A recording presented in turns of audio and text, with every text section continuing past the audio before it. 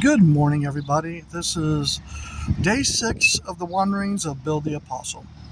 I'm almost actually to Colorado already. I've got probably less than 200 miles to get to Denver. Um, Last night and yesterday, which I didn't really post an extra video because I just was busy and driving, I ended up driving through Kansas. My first pit stop was in Kansas, was Fort Riley, Kansas, and Junction City. Fort Riley is where I spent 2 years in the military. It was my entire military career before I messed up my ankles. Messed up the first ankle, it messed up the second one. But I spent my entire military career there in Fort Riley, Kansas, what we call the armpit of the Army. I had to go back there and take a look at it. I've never been back. So I drove up, and you go by the airfield, and they still had the cannon up on the hill, but it didn't look like they had a good walkway up there, so that was one of the reasons why I didn't go up. The other one was because, well, I just wanted to go in and take a look around. And probably wouldn't have been the smartest thing for me to try to climb a hill that steep to just get up and take a picture of a cannon. But I get there and I'm driving through Junction City and nothing looks familiar. It has changed so much in the last 20 years. I couldn't even identify buildings that I used to spend a lot of time in, like where the old game store used to be, where the lady that opened up her house and turned it into a game store because it was an old used bookstore, and she turned it into a game store and treated us so well. I wish I could remember her name. She was such a nice lady. But memory is kind of fleeting when it comes to that way. Sometimes, unless you have the perfect type of memory, you just can't remember names. I can remember general ideas, but not names. Regardless, as I'm going through and getting closer and closer to the base, I start recognizing it's like, man, this looks a little bit familiar. But then I'm crossing over the bridge, over the river, and it's like, I completely forgot that there was a river here. I completely forgot there was a bridge. I never really spent a lot of time exploring that river. We just came to Junction City to goof off, to have food and stuff like that. Well, then I get to the base, and come to find out I'm at the wrong entrance. All the base is sealed anymore. Back when I was in the Army, I don't remember anybody being at the base. I don't remember being sealed. I just remember going off post and being done with it. It could have been sealed, and it just never really crossed my mind. But I get there and I talk to them, and they tell me, yeah, you need to get a visitor's pass from the exit before, which was by the air base. So I'm thinking about it, and it's like, okay, well, I'll go back down towards the air base, going back one of the back ways that I know about, where there used to be an unbelievable Korean restaurant that I used to eat at all the time. I'm not sure if I found it. I found a little Korean restaurant there. It didn't look familiar when I went inside, but it could have changed so much in the 20 years. But I did ask the lady, because it was in the generalized location, how long they'd been there. And the little Korean lady, her answer was, we've been here a very, very long time. And I said, well, I was here 25 years ago when I was stationed in the military, and I used to come right in this general area and eat Korean at least once, twice, or sometimes 3 times a week. I said, I even ate so much that they had their own table for me. She said, it could be us. They had a little market on the other side of them. And if they tore down that wall, then it could very well have been the same type of thing. That may be why I didn't recognize it. Regardless, that was my day yesterday, at least my first stop. And I decided not to really stop again. I stopped for gas and just kind of cruised on through. I was going to stop in Salina, but it was starting to get late. And since I couldn't go to do the stuff that I wanted to do in Salina if I had gotten there in time, like the art museum, I decided to just go on through and drive until I started to get tired and find a good place to sleep, which I did at just a simple little rest stop. As some of you know, I decided to sleep in the back of my Prius. Yes, that is my Prius. And I moved stuff into the front seat, and I slept back there. I ended up kicking the back door open. That way, the breeze was blowing. If I needed to move around, I could move around a little bit easier. I could stick my leg out if I needed to stretch. But I actually slept really good. I had a good night's sleep. I woke up every single hour, but I went right back to sleep. But I do that at home sometimes. So right now, I'm sitting here at a travel plaza, just a little bit outside of Colorado, because I just decided to take a shower to get my day started. It was nice. It was refreshing.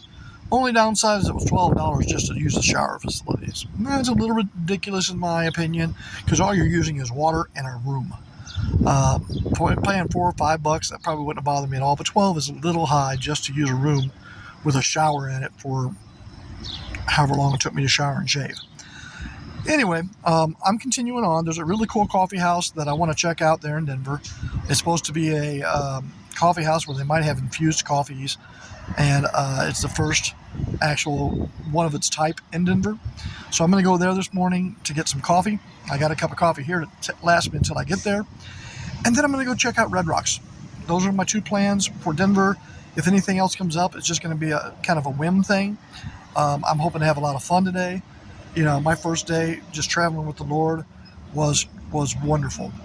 I will admit that last night when I first started to lay down, I was a little bit apprehensive. Can I do this? Is this going to be rough for me?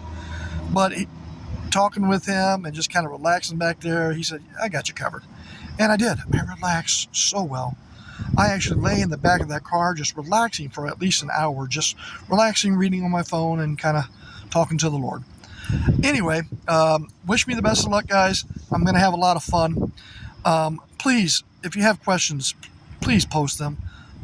This is kind of a start of a new ministry for me. I don't exactly know where I'm going with it. I just know that the Lord wants me to go west, young man, and so I'm going west.